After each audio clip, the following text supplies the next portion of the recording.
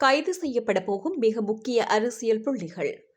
தேசிய கொடி அரைக்கம்பத்தில் பறக்கவிட உத்தரவு. நாமல் ராஜபக்ஷ நிதி குற்றப்புலனாய்வு பிரிவில் முன்னிலை. அதிகாலை வேளை இலங்கையை உலுக்கிய பாரிய விபத்து சம்பவம்.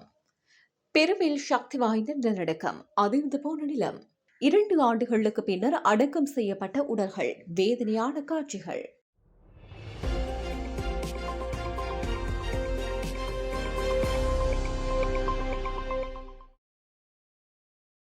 எதிர்காலத்தில் கைது செய்யப்பட்டு தண்டனை பெறக்கூடிய ஊழல் குற்றச்சாட்டுகளுக்குள்ளான எதிர்க்கட்சி அரசியல்வாதிகளை பாதுகாப்பதற்காகவே முன்னாள் ஜனாதிபதி ரணில் விக்ரமசிங்க பொருளாதார பீதியை உருவாக்கி வருவதாக ஜனபல அமைப்பின் செயற்குழு உறுப்பினர் விதர்ஷன கண்ணகர குற்றம் சுமத்தியுள்ளார். கொழும்பில் இடம்பெற்ற செய்தியாளர் சந்திப்பில் கருத்து தெரிவித்த அவர், ஜனாதிபதி அனுரகுமார் திசாநாயக்க தலைமையிலான புதிய அரசாங்கத்திடம் நாட்டின் பொருளாதாரத்தை நோக்கி கொண்டு செல்வதற்கான தெளிவான திட்டமும் பார்வையும் இருப்பதாக குறிப்பிட்டார்.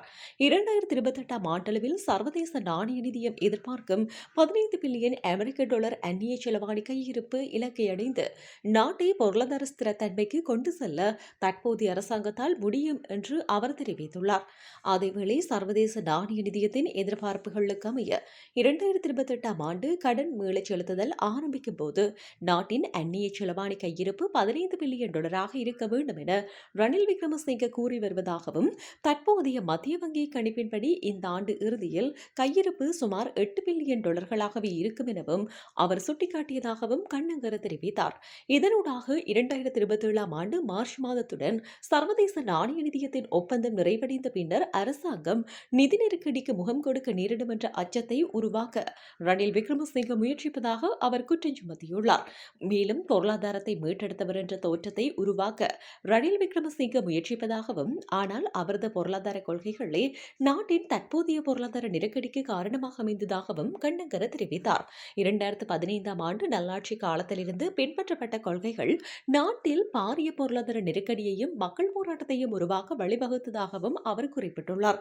அத்துடன் நவதாராளவாத பொருளாதார கொள்கைகள், அதிக வரிச்சுமை மற்றும் பொதுச் சொத்துக்களை தனியார் மயப்படுத்தும் நடவடிக்கைகள் மூலம் மக்கள் பாதிக்கப்பட்டதாகவும் அவர் குற்றம் சுமத்தினார்.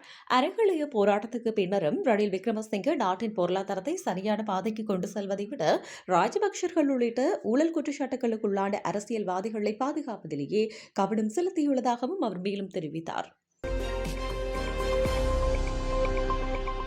மூத்த இளைஞர் நந்தா மாலினியின் மறைவை அடுத்து இலங்கையில் 3 நாள் தேசிய துக்கம் அனுஷ்டிக்கப்படுகின்ற நிலையில் அனைத்து அரசு நிறுவனங்களிலும் தேசிய கொடியை அரைக்கம்பத்தில் பறக்கவிடுமாறு பொது நிர்வாக அமைச்சு அறிவித்துள்ளது. அதன்படி இன்று 21ஆம் தேதி முதல் எதிர்வரும் 23ஆம் தேதி வரை தேசிய கொடி அரைக்கம்பத்தில் பறக்கவிடப்படவுள்ளது. இதற்கான அறிவுறுத்தல் 2024 மேல் 4ஆம் இலக்க உள்நாட்டு அலுவல்கள் சுற்றறிக்கை மூலம் அமைச்சுகளின் செயலாளர்கள், மாகாண பிரதம செயலாளர்கள், மாவட்ட செயலாளர்கள், திணைக்கள தலைவர்கள் உள்ளிட்ட அதிகாரிகளுக்கு அனுப்பி வைக்கப்பட்டுள்ளது. புகழ்பெற்ற பாடகியான நந்தா மாலினி தனது 82வது வயதில் நேற்றைய தினம் 20ஆம் தேதி நவாலியில் உள்ள அவரது இல்லத்தில் காலமானார். அவரது மறைவுக்கு அஞ்சலி செலுத்தும் வகையில் ஆகஸ்ட் 21, 22 மற்றும் 23ஆம் தேதிகளை தேசிய துக்க தினங்களாக அரசாங்கம் பிரகடனப்படுத்தியுள்ளமை குறிப்பிடத்தக்கது.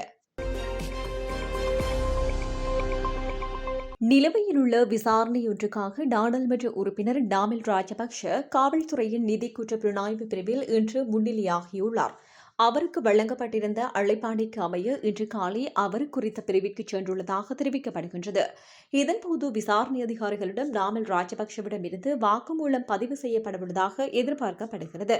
எனினும் அவர் முன்னிலையான விசாரணை தொடர்பான மேலதிக விவரங்களை இதுவரை காவல்துறையினரால் வெளியிடப்படவில்லை. மொனராகலே கும்புகண பகுதியில் இன்று அதிகாலை இடம்பெற்ற கோர விபத்தில் 5 உயிரிழந்துள்ளதுடன் மேலும் 3 படுகாயமடைந்த நிலையில் வைத்தியசாலையில் அனுமதிக்கப்பட்டுள்ளனர். கெபிலித்த ஆலயத்துக்கு புனித பயணம் மேற்கொண்டிருந்த குழுவினரை ஏற்றிச் சென்ற டிராக்டர் வாகனத்தின் மீது டிப்பர் லோரி மோதியதில் இந்த விபத்து இடம்பெற்றுள்ளதாக காவல்துறையினர் தெரிவித்துள்ளனர். விபத்தில் ஒரே குடும்பத்தைச் சேர்ந்த 2 உட்பட 5 உயிரிழந்துள்ளனர். உயிரிழந்தவர்கள் தொடம் ஹஸ்லந்த, புத்தள மற்றும் ஹொரப்பொக்க பகுதிகளைச் சேர்ந்த 21, 26, 31, 55 மற்றும் 56 வயதுடையவர்கள் என தெரிவிக்கப்பட்டுள்ளது. விபத்தில் காயமடைந்த மூவர் கவலைக்கிடமான நிலையில் முடராகலை வைத்தியசாலையில் சிகிச்சைக்காக அனுமதிக்கப்பட்டுள்ளனர்.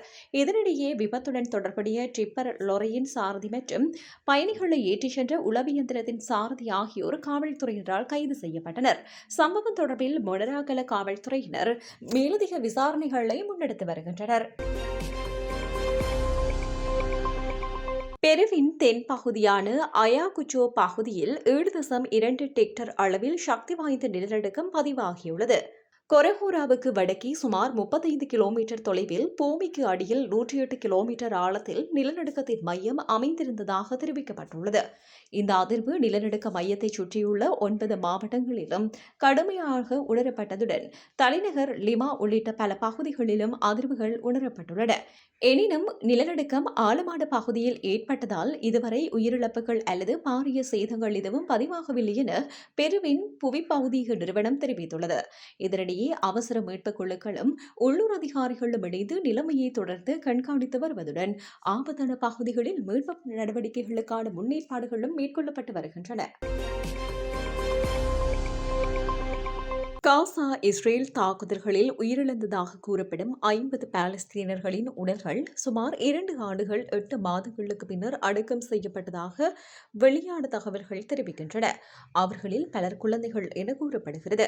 காசாவில் நடைபெற்று வரும் இந்த பெருந்திரளான இறுதிச் சடங்கு மனதை உலக்கும் காட்சிகளாக தற்போது சமூக வலைதளங்களில் பரவலாக பகிரப்பட்டு வருகின்றது. கைது செய்யப்பட போகும் மிக முக்கிய அரசியல் புள்ளிகள். தேசிய கொடி அரைக்கம்பத்தில் பறக்கவிட உத்தரவு. நாமல் ராஜபக்ஷ நிதி குற்றப்புலனாய்வு பிரிவில் முன்னிலை. அதிகாலை வேளை இலங்கையை உலுக்கிய பாரிய விபத்து சம்பவம். பெருவில் சக்தி வாய்ந்த நிலநடுக்கம், அதிர்ந்து போன நிலம். 2 ஆண்டுகளுக்கு பின்னர் அடக்கம் செய்யப்பட்ட உடல்கள், வேதனையான காட்சிகள்.